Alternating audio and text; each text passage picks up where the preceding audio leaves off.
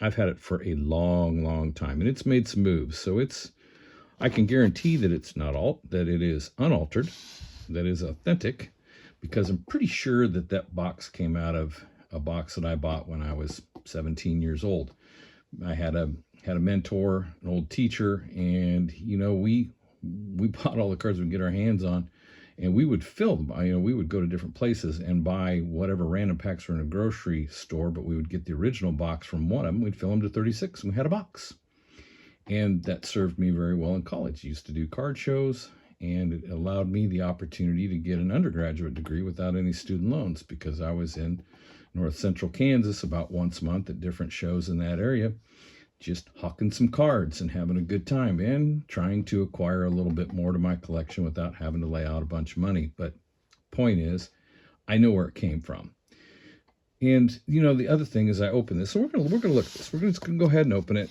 Probably make sure. We're gonna be careful. The wrappers. I've got a box of wrappers from like 1981 to about 86, 87, where I've carefully peeled them, laid them out flat, because there was a wrapper market. I've got a 75 mini wrapper in here from a pack that some friends of mine, I'm going to name them in here, bought one time when Mark Murphy, the baseball card kid, was still doing the thing, and we bought a pack of 75 minis. It was $75 at the time.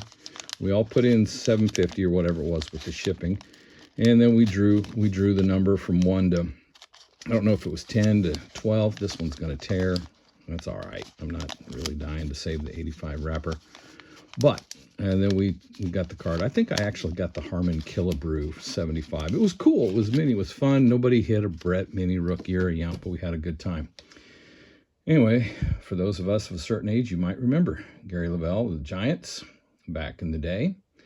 And as you can see, 73 and 67, that'll probably get you a job in the majors today, especially if you can chew up innings and keep your ERA at under 3. But back in the day, he was just another guy that threw for the Giants. Of course, in 85, we had the puzzle piece. As you can see, that you had 63, you had 21 of these, 3x7, 63 total pieces. You can see this was Lou Gehrig, and this is 10, 11, and 12. Put a lot of these puzzles together. Never kept them together. I was a kid. Didn't understand the value of that. But let's see what we got here.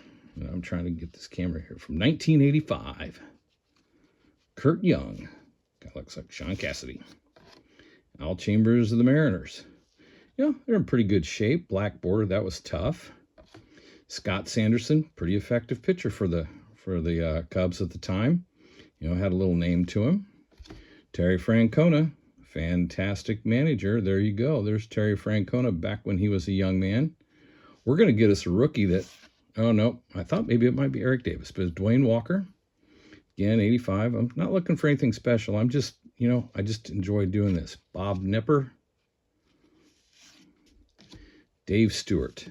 Let's talk about Dave Stewart for a second. All right. This is not the same Dave Stewart that pitched for.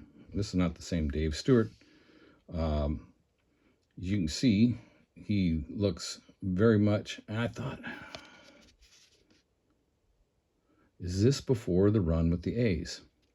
Wow, I'm getting old, and I have to remember back when, that's not the same one, because that Dave Stewart, I believe, rookie was in 1980, and he had that great run with the Oakland A's, and was probably the most dominant pitcher in the American League for a while. Back to Lavelle, let's see what we got here.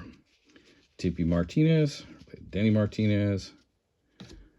There's a Hall of Famer, Eck.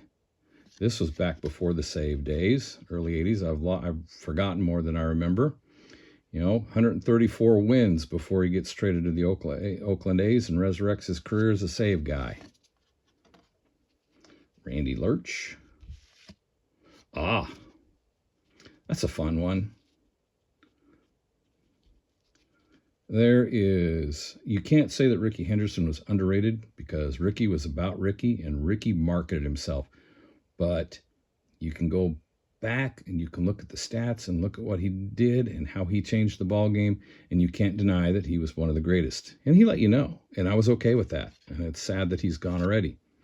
Here's another. Wow, this has been a nice little pack. I don't know what the pack would be worth on the open market, but when I got Winfield and Mattingly and a second-year Mattingly at that, I'm gonna take that. UL Washington minus the toothpick. Royals fans, older Royals fans, you know UL had that toothpick all the time. Also, 85 World Series year. Thad Bosley, and then Gary Lavelle.